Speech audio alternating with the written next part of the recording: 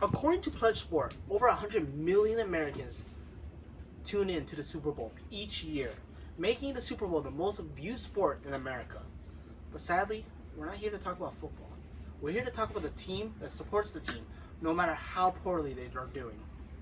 Hi, my name is Stephen Lee, and I'm a cheerleader. I started cheerleading my junior year of high school all the way to the college level.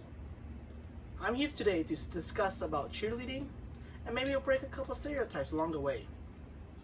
That being said, how many of y'all changed your major? Once? Twice? For me, quite the opposite. I kept the same major but transferred once? No, twice. Meaning that I've been to 3 different universities because of cheerleading. Now you might be thinking, why would anyone transfer because of cheerleading? Well, cheerleading is so much more than what people think of it. Cheerleading is a way of life. Having said that, allow me to explain why cheerleading is so much more than what people think, like stereotypes. In order to do so, we gotta discuss those stereotypes. The first stereotype is cheerleading is only for girls. The second stereotype is cheerleading is so fluffy. The third stereotype is cheerleading is nothing more than shaking your pom-poms. The first stereotype, cheerleading is only for girls. Clearly, as you can see, that's not true. Cheerleading actually started with male yell leaders.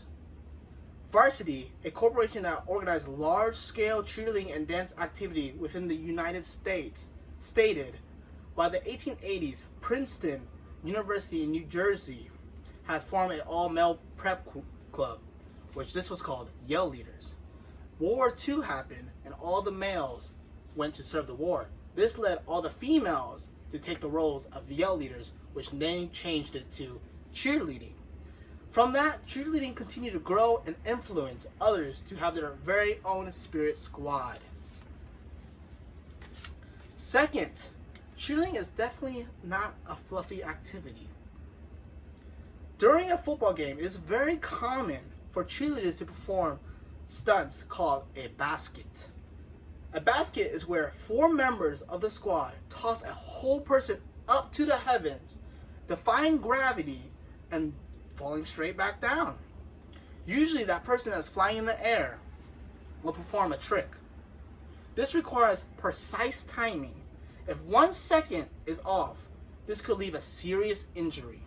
A basket stunt is just one of millions of stunts that a cheerleader performs daily, not including tumbling, which is fighting against gravity with your own body, or performing pyramids, which is stunts that are closely together.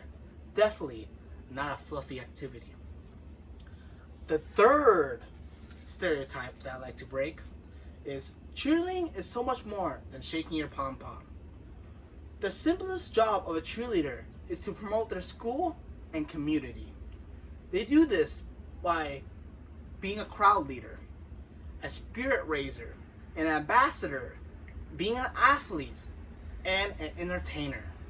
Like other student athletes, cheerleaders are constantly practicing and training in order to maintain their top and physical shape to perform gravity-defying stunts, beautiful jumps, shocking tumbling, and breathless pyramids. It is vital for any cheerleader to have extremely high endurance.